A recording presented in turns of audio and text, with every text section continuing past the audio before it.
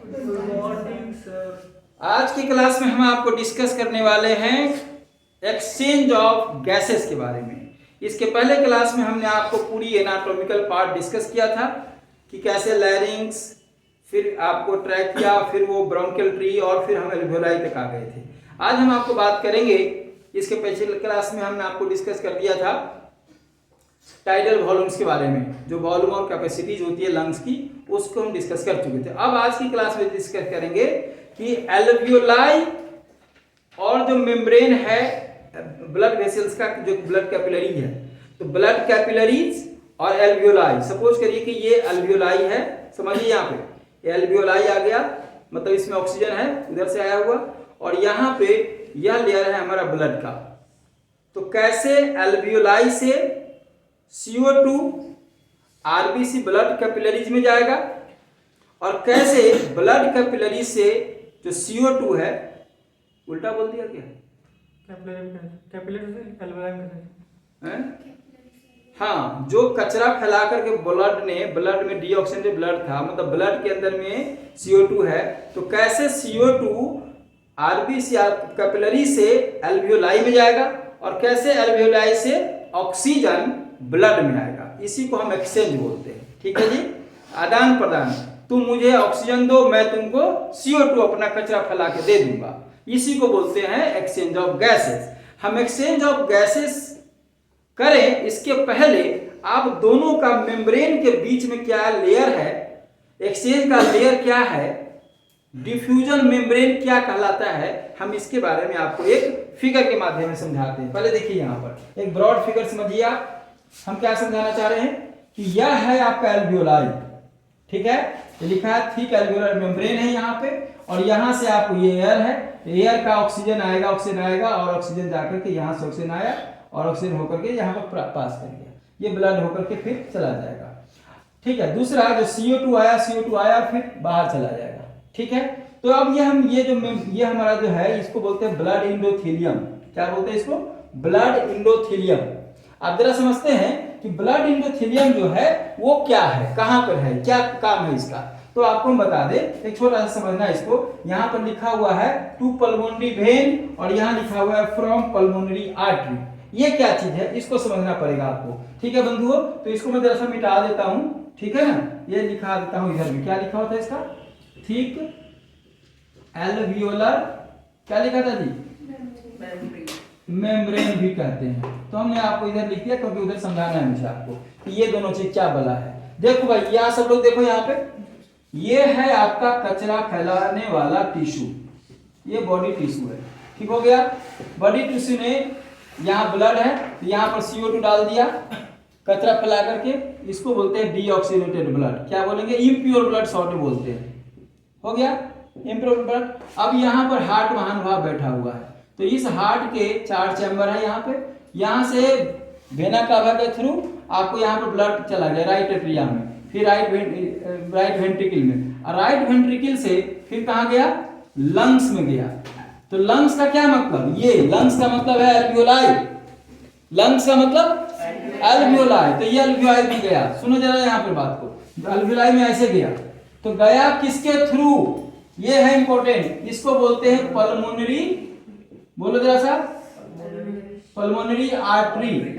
इकलौता आर्टरी है पूरे बॉडी के अंदर जिसमें इम्प्योर ब्लड फ्लो करता है। बाकी दुनिया के सब आर्टरी जितना है बॉडी के अंदर में, सब में प्योर ब्लड फ्लो करता है।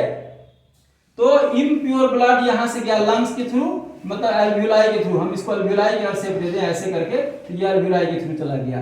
ये कौन सा क्या गया? ये पल्मोनरी आर्टरी। इसी को हमने यहाँ बनाया है कि फ्रॉम पल्मोनरी आर्टरी, ये पल्मोनरी आर्टरी से इम्प्योर ब्लड गया, मतलब डीऑक्सीजनेटेड ब्लड गया। लिख देता हूँ यहाँ, डीऑक्सीजनेटेड ब्लड। ठीक है जी, इसमें है आपका CO2, इसमें क्या है? CO2 है, ब्लड में चला गया। ठीक है, अब कह रहा है दूसरा कि यहाँ से प्योर हो गया तो फिर यहाँ आ गया। तो प्योर होने वाले आर्टरी का क्या नाम है? पल्मोनरी बोलो, वेन्स। तो टू पल्मोनरी वेन्स यहां से आ गया, फिर यहां से घूम करके इधर चला जाएगा। ये अभी नेक्स्ट टॉपिक में हम इसको डबल सर्कुलेशन का जिक्र करेंगे अच्छे से। ठीक है जी, इसको हम बात करेंगे वहां। अभी हम आपको चूंकि इस फिगर को एक्सप्लेन करना है तो ये बहुत लोग ये नहीं समझ पाएंगे कि पल्मोनरी आर्टरी क्या है और पल्मोनरी वेन कहाँ गया ये, तो इसलिए इस फिगर को बनाना पड़ा कि यहाँ पर ये आप जो ब्लड वेसल देख रहे हो ब्लड कैपिलरी, ठीक है ना, ये है पल्मोनरी वेन से बाहर निकलेगा और पल्मोनरी आर्टरी के थ्रू इसमें आएगा, ठीक है, और एक्सचेंज यहाँ से होगा। ठीक हो गया, तो ये हो गया पल्मोनरी वेन और ये हो गया पल्मोनरी आर्टरी। इतनी बातें क्लियर हो गई? जी सर। ओके, चलो दे दो मुझे मिटाने के लिए। तो ये हो गया, समझ में आया? अब इसको हम मिटा देते हैं अच्छे से, ठीक है बच्चों। चलो इसको जरा समझ लो यहाँ पे। तो भाई क्या हो गया, मैटर ये हो गया कि इम्प्योर ब्लड यहाँ से गया और CO2 यहाँ से एक्सचेंज कर गया एल्वियोलाई में, ये बाहर चला गया, इसको हम बोलते हैं एक्सपीरेशन। ये समझ में आ गया? उधर से आया ऑक्सीजन, ऑक्सीजन इसमें आया और ये पल्मोनरी वेन को देते हुए पूरे बॉडी में सर्कुलेट कर जाएगा। ये हुआ डीऑक्सीडेटेड ब्लड का अंदर जाना, इसको बोलेंगे इंस्पिरेशन। ठीक हो गया। अब हम जरा सा इतने दूर की कटिंग करते हैं, ठीक है, यहां पर एक टीएस कट करते हैं और ये हम आपको यहां लेके चलते हैं। इसको जरा देखिए, इसी को बोलते हैं हम लोग डिफ्यूजन मेम्ब्रेन। असल काम यहां होना है डिफ्यूजन मेम्ब्रेन के थ्रू में। तो डिफ्यूजन मेम्ब्रेन क्या है, इसमें 3 लेयर है। एक तो देखो कि ये है एल्वियोलाई और ये आरबीसी। ये क्या है? आरबीसी। ये जो सकल सूर्य देख रहे हैं ये आरबीसी लिखा हुआ। तो हमारा खेल कहां है भाई? इधर आरबीसी है मतलब ब्लड वेसल्स ये है और ये है एल्वियोलाई, तो एल्वियोलाई का मेम्ब्रेन ये है, तो इसका एल्वियोलर का एपिथेलियम ये है। और एपिथेलियम के बाद क्या होता है? Basement membrane. Epithelium lies on basement membrane, ये हमने पढ़ाया हुआ है। तो ये एपिथेलियल टिश्यू के बाद हुआ एपिथेलियल से जो कवर किया हुआ है बेसमेंट मेम्ब्रेन ऑफ किसका? Alveolar epithelium. और इसी के बाद दूसरा ये आरबीसी ब्लड वेसल्स है। तो ब्लड वेसल के अंदर भी क्या है? ये एंडोथेलियम ऑफ ब्लड कैपिलरी, मतलब ब्लड कैपिलरीज की क्या? Epithelium tissue. तो एपिथेलियल टिश्यू ब्लड की होती है उसको बोलते हैं एंडोथेलियम। ये बात क्लियर हो गई। और उसके अंदर पीछे में क्या है? ये बेसमेंट मेम्ब्रेन। तो 2 बेसमेंट मेम्ब्रेन मिलाकर के एक लेयर हो गया, एंडोथेलियम का मिलाकर के एक लेयर हो गया और ये एंडोथेलियम ऑफ कैपिलरी को मिलाकर के 3 लेयर हुआ। तो 1 2 3 यह डिफ्यूजन मेम्ब्रेन कहलाएगा। 3 लेयर, 3 लेयर कहलाएगा। 3 लेयर है डिफ्यूजन मेम्ब्रेन में। ठीक हो गया। हमने इसको ऐसे लिखा है, यहाँ पे जरा सा देख लेना, यहाँ पर जरा कैमरा लाओ। डिफ्यूजन मेम्ब्रेन की मोटाई है 0.2 mm है ये। और इसमें कौन कौन लेयर है? ये लिखा है 3 लेयर। ये क्या लिखा हुआ है भाई? 3 लेयर लिखा हुआ है। 3 layer, thin squamous epithelium of alveoli, पहला लेयर। दूसरा लेयर क्या है भाई? दूसरा लेयर है बेसमेंट मेम्ब्रेन, नो प्रॉब्लम। तीसरा लेयर का फिर thin squamous epithelium of blood capillary. तो ब्लड कैपिलरीज का एपिथेलियम, एल्वियोलाई का एपिथेलियम और बेसमेंट मेम्ब्रेन, खेला यही होगा। समझ में आई भाई? जो एक्सचेंज होगा वो यहीं पर होगा, एल्वियोलाई के एपिथेलियम पे, बेसमेंट मेम्ब्रेन और ब्लड कैपिलरी के स्क्वामस एपिथेलियम पे होगा। ठीक है। अब एक्सचेंज होगा मतलब डिफ्यूजन का मामला होगा यहाँ, तो वहां पर सॉल्युबिलिटी का मामला होगा, समझे? तो कह रहा है कि wall of alveoli very thin और rich network of blood capillaries, solubility of CO2 ध्यान दीजिएगा 20 से 25 गुना ज्यादा होता है ऑक्सीजन की तुलना में। 20 to 25 times more soluble CO2 than oxygen. मतलब ऑक्सीजन 1 ग्राम खून में डिजॉल्व होगा तो ये 20 गुना ज्यादा जल्दी डिजॉल्व होगा, इसको समझिए। और कहीं भी सॉल्युबिलिटी का मामला है तो वहां पर पार्शियल प्रेशर के डिफरेंस की वजह से होगा। तो ये डिफरेंस CO2 का ज्यादा होगा, जल्दी डिफ्यूज करेगा तुलना में ऑक्सीजन की तुलना में कितना? 20 से 25 गुना जल्दी ये सॉल्युबल होगा। ठीक है। तो ये आप नोट कर लो इसको, इसके आगे हम और बात करते हैं, जल्दी नोट करो।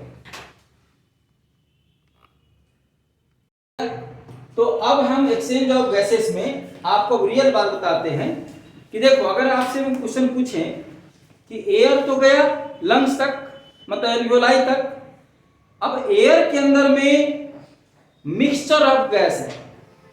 CO2 आपको इसी में है 0.03%, 78% नाइट्रोजन है, 21% ऑक्सीजन है और भी धूलकण है और भी वाष्प है, बहुत सारा चीज है, मॉइस्चर है, बहुत सारा चीज है एयर के अंदर में। लेकिन इस एयर के मिक्सचर में से यहां से सांस लीजिए, देखिए आप सांस गया, कल्पना कर लो कि ये एल्वियोलाई तक गया। अब एल्वियोलाई से ब्लड कैपिलरी में सिर्फ ऑक्सीजन ही जाएगा, नाइट्रोजन नहीं जाएगा, CO2 नहीं जाएगा। सवाल है क्यों नहीं जाएगा? क्या CO2 के शरीर में बदबू है? क्या नाइट्रोजन मतलब कि जाली में? क्यों नहीं जाएगा? और ऑक्सीजन क्या बहुत बढ़िया चीज है? बताओ जी, क्यों नहीं जाएगा? बोलो क्यों नहीं जाएगा? This is due to difference in partial pressure. समझिएगा, मैंने कल भी बोला था कि कहीं भी कोई चीज फ्लो करता है वह डिफरेंस की वजह से फ्लो करता है। तो ऑक्सीजन अपने आप अंदर चलता चला आता है, आप पानी पी तो फटाफट अंदर चला आता है, तो अंदर चला आता है। इसका क्या मतलब हुआ कि अंदर में डिफरेंस मतलब कम है और बाहर में ज्यादा है, तो है पार्शियल प्रेशर डिफरेंस की वजह से ऑक्सीजन की एंट्रेंस होती है। पार्शियल प्रेशर जो ऑक्सीजन की है वो एटमॉस्फेयर में अगर इंस्पिरेशन के केस में देखें तो 159 mm ऑफ Hg है, यहाँ पर लिखा हुआ 159 ऑफ Hg, और यही एल्वियोलाई तक जाएगा तो 104 mm Hg हो जाएगा। अंदर में कितना है? 95, तो कितना का डिफरेंस हो गया? एल्वियोलाई में 104 mm ऑफ Hg ऑक्सीजन का पार्शियल प्रेशर, और ब्लड कैपिलरी में 95, तो 95 और 104 में कितना अंतर हो गया? 9 mm प्रेशर डिफरेंस हुआ। तो इस प्रेशर डिफरेंस की वजह से ऑक्सीजन इंटर कर गया एल्वियोलाई से ब्लड कैपिलरी में, फिर वहां से चलता चलता जाएगा, अपना सब काम जाएगा सेल के पास। फिर सेल ने कचरा फैलाया, CO2 बनाया। अब CO2 का जो पार्शियल प्रेशर है ब्लड कैपिलरीज के अंदर में वो 45 mm ऑफ Hg है। कितना भाई साहब? 45 मतलब 45, और एल्वियोलाई के अंदर में कितना है? 40। PCO2 एल्वियोलाई के अंदर में कितना है? 40, तो 5 का डिफरेंस हो गया। तो इसलिए CO2 बाहर फेंकाता रहता है। What about the nitrogen? Nitrogen का लगभग दोनों ही अंदर और बाहर बराबर है, इसलिए नाइट्रोजन अंदर से बाहर न जाता ना आता। तो जाता कौन है? O2, आता कौन है? CO2। ठीक है जी, हम इसी बात को एक बार आपको समझाते हैं, क्योंकि इसमें 3 ऑर्गन इन्वॉल्व है। एक तो बॉडी ऑर्गन है टिश्यू, और दूसरा हार्ट है जो पंप करेगा, और तीसरा जो प्यूरिफाई करेगा वो है हमारा लंग्स। तो हमने लंग्स का ये एल्वियोलाई बनाया हुआ है। यहाँ पे आप जरा देखो इस फिगर को, ये है एल्वियोलाई। ये क्या है भाई साहब? एल्वियोलाई। एल्वियोलाई में पार्शियल प्रेशर ये है mm ऑफ Hg लिख सकते हो इसको, और mm ऑफ, हम हर जगह नहीं लिख रहे हैं, आप समझ लेना। यहां से आया, अब यहां से CO2 आया, देखिए यहां पर O2 का पार्शियल प्रेशर 40 है, यहाँ पर 95 है। डिफरेंस कितना हो गया? डिफरेंस हो गया 9 mm ऑफ Hg। ठीक है जी, इसकी वजह से यहाँ पर घूमता गया, फिर यहाँ से सब राउंड मारता हुआ यहाँ सेल के पास आया, ये गंदगी फैलाया। CO2 आप यहाँ देखो, CO2 कितना है भाई?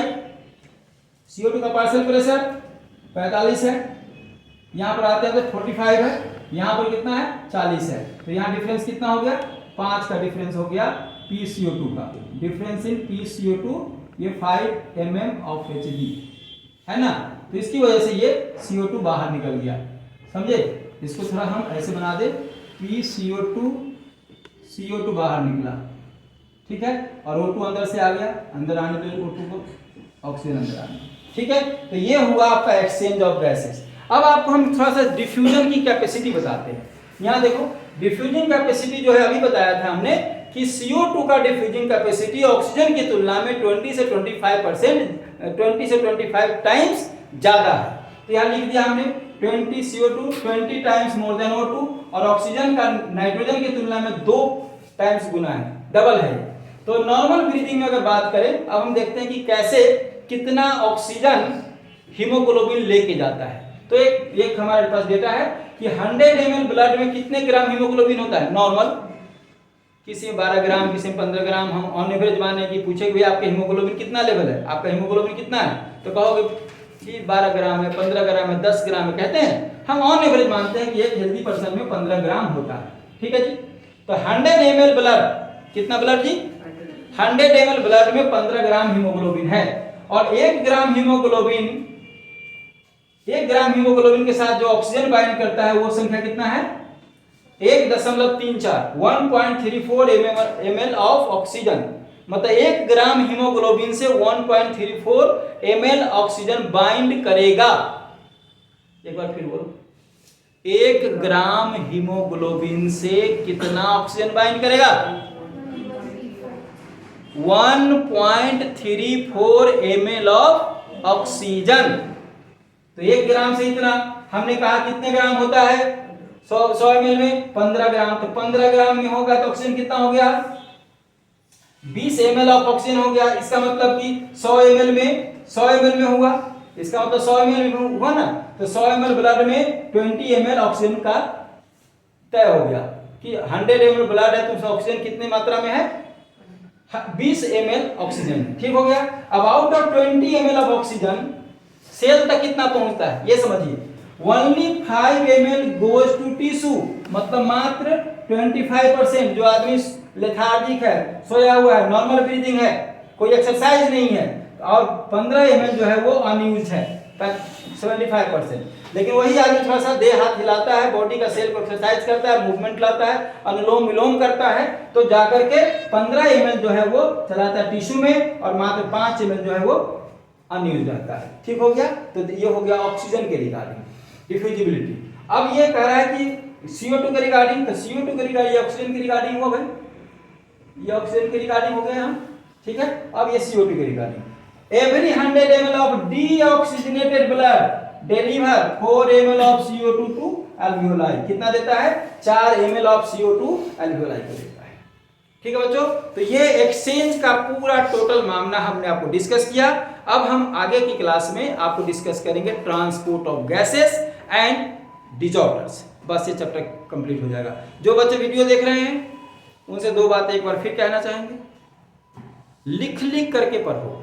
पढ़ने का तरीका खाली पढ़ना नहीं है, पढ़ने का तरीका लिखना है। जो अगर आपने कुछ भी लिख दिया तो समझिए कि आपको आ गया।